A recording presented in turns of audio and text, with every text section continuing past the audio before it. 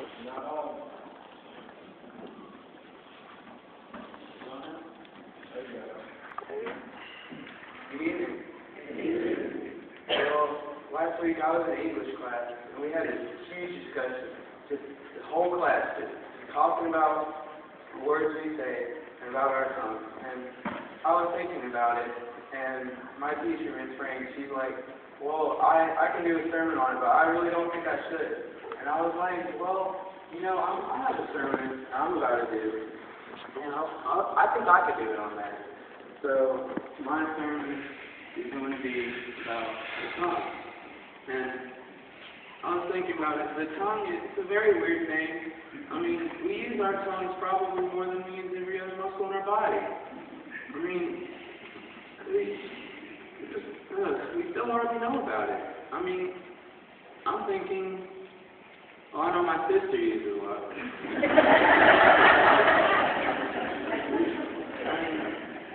We have prosthetic arms, we have prosthetic legs, but I've never heard of such thing as a prosthetic tongue. And I was thinking about it, and I'm thinking that the tongue is a lot like dominoes, and I have little dominoes set up here if you can't see them. And I know when I was a kid, I used to just love playing with dominoes, just made a little crazy design and just flip them over. And you see, they go down, and basically, when you say something, it can kind of cause what, you know, would be a domino effect, obviously.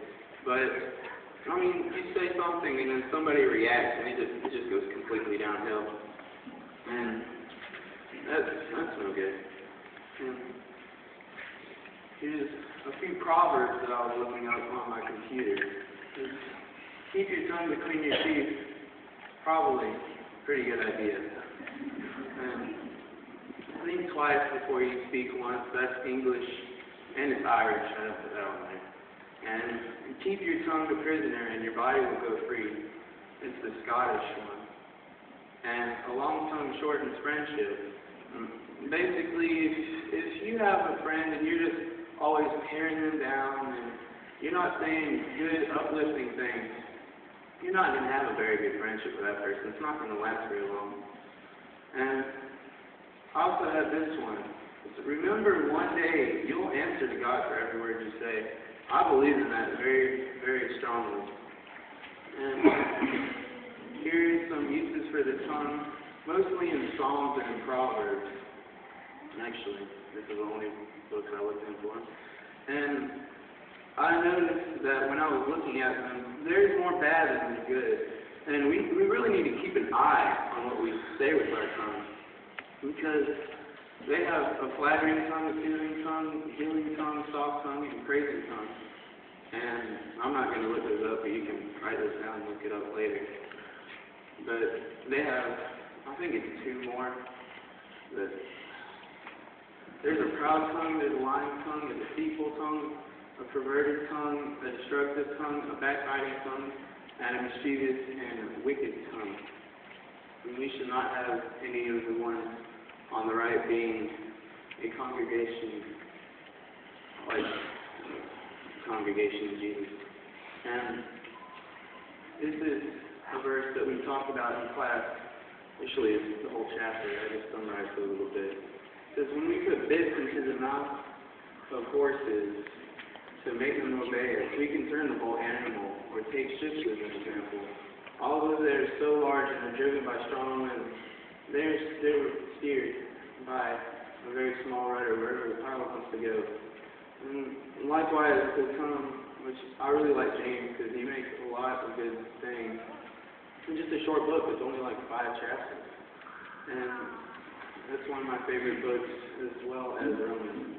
But getting back, likewise, the tongue is a small part of the body, but it makes a great boast.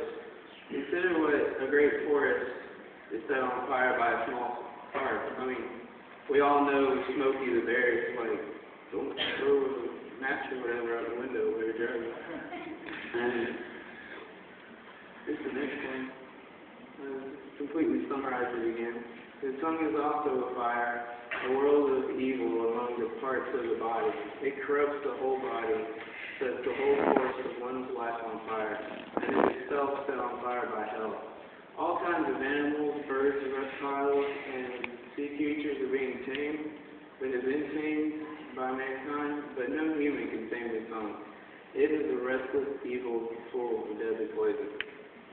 And throughout the whole Bible, just a lot of the writers are always talking about how the tongue is a very, very bad thing, and we need to keep a very close eye on it.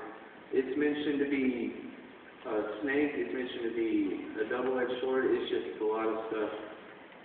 And I think this is my last one. And with the tongue, we praise our Lord and Father, and with it we curse human beings who have been made in God's likeness. Out of the same mouth comes praise and cursing. My brothers and sisters, this should not be. Can both the fresh water and salt water flow from the same spring? My brothers and sisters, can a fig tree bear olives or a grapevine bear figs? Neither can a salt spring produce fresh water, which is basically him making a lot of comparisons on about how we should only be one thing. You can't be in the middle. It's not like tug of war or anything. You have to be either good or you have to be bad, and we're trying to be good. And this is one that I looked up this morning in church because I was thinking about it more, and I was reminded of this.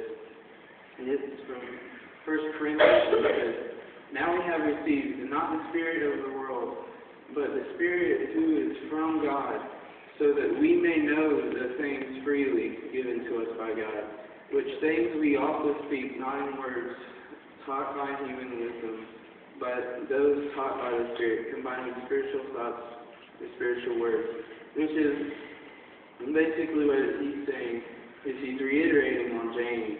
And we should have words not of man, but supernatural wisdom that Jesus and God give us and bless us with. And also, I have this verse. Conduct yourself with wisdom towards outsiders, making the most of the opportunity. Let speech always be with grace, as though seasoned with salt, so that you will know how you should respond to each person. And I was talking the lesson, and I was thinking, there's verse 5 is road rage. I mean, I got my learners not that long ago, and I'm starting to drive. I haven't experienced this whole road rage thing, but I'm told it's terrible. And I'm pretty sure a lot of people have had this whole road rage thing with me, going too slow and not making the right turns and everything, and making a few missed stop signs. Which is not good at all. And also, the second part of this verse, salt is used to make things better. It's spicing up the world because we are salt of the world. And, I mean, we use salt in a lot of things. We use salt when we go to McDonald's and order our large thing of fries because it just makes it taste better. And back in the times when this was written, everybody knew what salt was, and it was very useful. It was way back before they had refrigerators. And they just used it because it would make their meat not go bad within 10 seconds, and it would just make their food taste better. And they're just really familiar with that. Also, I have this verse that reminded me of in Matthew 5:13, which is, you are the salt of the earth, but if the salt has become tasteless, how can you make it salty again? It is no longer good for anything, except to be thrown out and trampled under the foot by men. But basically, I'm thinking of it as, if you don't have good words to say, I just say you're going to get trampled under the feet of men. And it doesn't sound terrible. I mean, you're trampling on people, eventually they're just going to have enough of it, and they're just going to hurt you more after you hurt them. But that's really all I have. And if anybody feels like they haven't been using their words right, or just using their words bad, you can come to the front and confess to your brethren, and we'll pray for you. And if you feel the need to be baptized, we can fill up this baptistry. I know this lets us this a lot. We could fill it up very quick. And you can become a Christian tonight. You just come to this front together while we stand and sing.